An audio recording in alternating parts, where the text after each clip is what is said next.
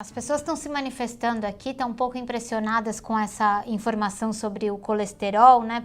E é para estar mesmo, porque essa lavagem cerebral existe há muitos anos, entendeu? Há muitos anos. Eu acredito que as pessoas são doutrinadas a... Isso começou em 1953 com Ancel Keys, essa história de colesterol e de gordura saturada, que nós vamos poder discutir aqui também, que é outro mito.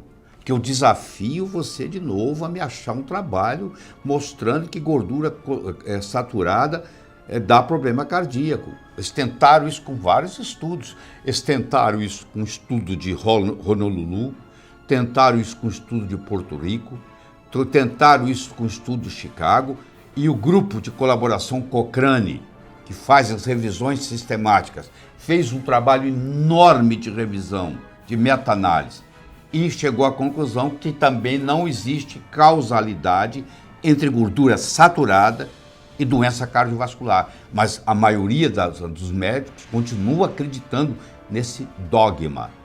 Eu desafio aqui você me mostrar um trabalho científico de causalidade, não de correlação.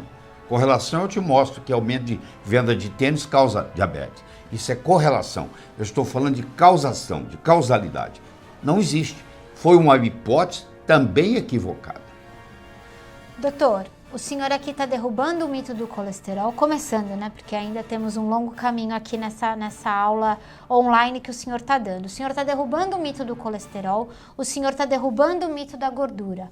Porém, é fato que 4 em cada 10 pessoas que estão nos assistindo vão morrer por conta de uma doença no coração. Sim, é verdade. E continua sendo assim nos últimos 40 anos. Não há mudança no cenário. Não há mudança no cenário. A doença cardiovascular continua sendo a principal causa de morte. Mas isso não foi sempre assim. Quero que você saiba disso.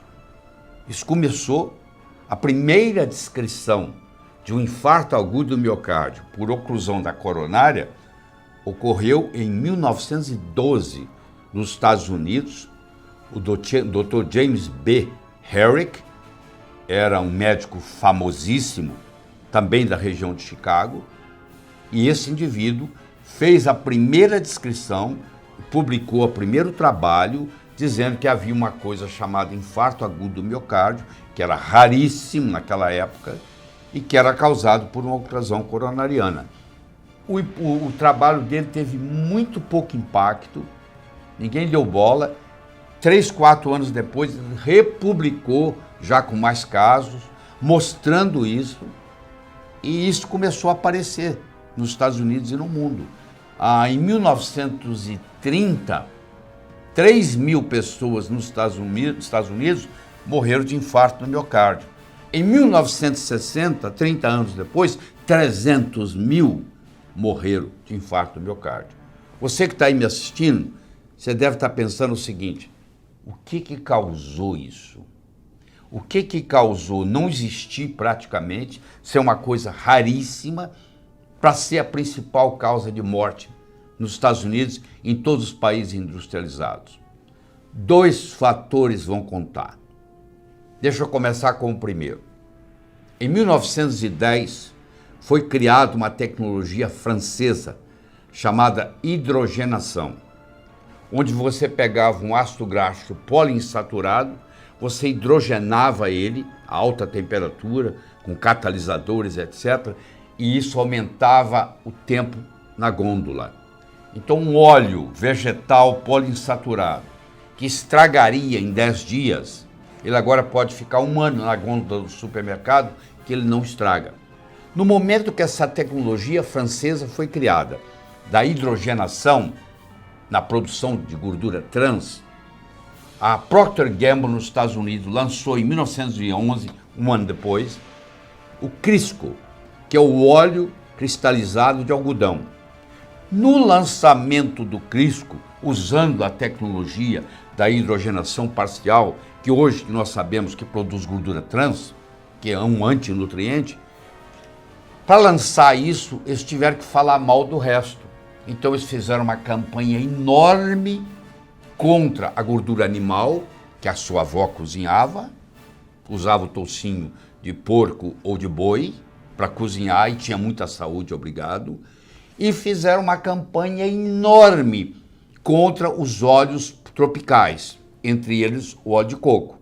Então, o óleo de coco, a banha suína, o tocinho bovino, que era o que se cozinhava as comidas na época, foi banido, porque agora chegou essa novidade, que é o crisco, que é o óleo de algodão cristalizado, usando a hidrogenação parcial. Passaram-se muitos anos para a gente descobrir que isso, na realidade, era um veneno, porque a hidrogenação parcial cria uma gordura chamada trans, e essa gordura trans, eu vou fazer uma analogia aqui para ficar fácil para você, é como se você colocasse uma coisa de plástico na sua cabeça, amarrasse no pescoço e pedisse você para respirar. Você não conseguiria respirar, você ia morrer sufocado. A gordura trans entra na membrana da célula e sufoca a célula. Estou simplificando o processo. Então, é um antinutriente. Tá? Hoje nós sabemos, ela está sendo banida em vários lugares, no Canadá, nos Estados Unidos, inclusive já tem no Brasil regras para gordura trans. Esse foi o primeiro problema. Aí começaram a aparecer os infartos. O segundo problema foi o aumento no consumo de açúcar. Pra você ter uma ideia, em 1700, os Estados Unidos consumia 2 quilos de açúcar por pessoa por ano.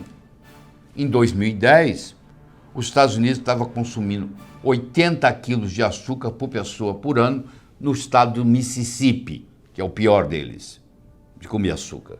Então, aumentou 40 vezes. 40 vezes. Isso representa um aumento de 4.000%. Então, o organismo também não está dando conta desse aumento de açúcar. Então, você juntou o aumento do açúcar com o aumento do óleo vegetal poliinsaturado, que você compra no supermercado e leva para cozinhar, achando que você está levando um óleo saudável, diferente do que a sua avó cozinhava.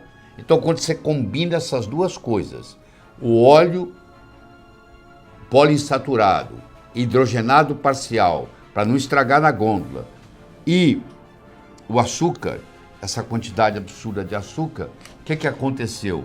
Com isso, começaram a aparecer cada vez mais os infartos, e por volta de 1950, de 1960, surgiu como principal causa de morte. Doutor, então, e todo esse conhecimento que o senhor está falando aqui, ele de forma clara e tão evidente assim, o senhor é um dos únicos que fala, né? Porque o açúcar, ele só começa a ser responsabilizado muito recentemente, não é isso, doutor? Na área do açúcar, eu conheço vários brasileiros que estão carregando a mesma bandeira, inclusive alunos e ex-alunos meus. Na área do óleo poliinsaturado, já é menor o número, porque essa informação é, inclusive, um pouco mais recente, das gorduras trans e etc. E o grande problema é que você conversa com um profissional de saúde, ele fala assim, o perigo é gordura saturada. Não é verdade. A gordura saturada, ela não pode ficar trans. Então, isso é aquela que você tem que cozinhar, é aquela que você tem que fritar, é aquela que você tem que assar. Porque ela não vira trans. E ela não tem o que oxidar, porque ela já é saturada. Mas é um problema muito sério isso aí, nós vamos poder discutir isso aqui. Sabe o que eu queria propor para o senhor? Porque isso é uma dúvida que apareceu aqui, mas que sempre comentam comigo. É assim, tudo bem, a causa primária, né, de você ter um infarto, o açúcar, ainda que eu admita que seja o óleo, tudo bem.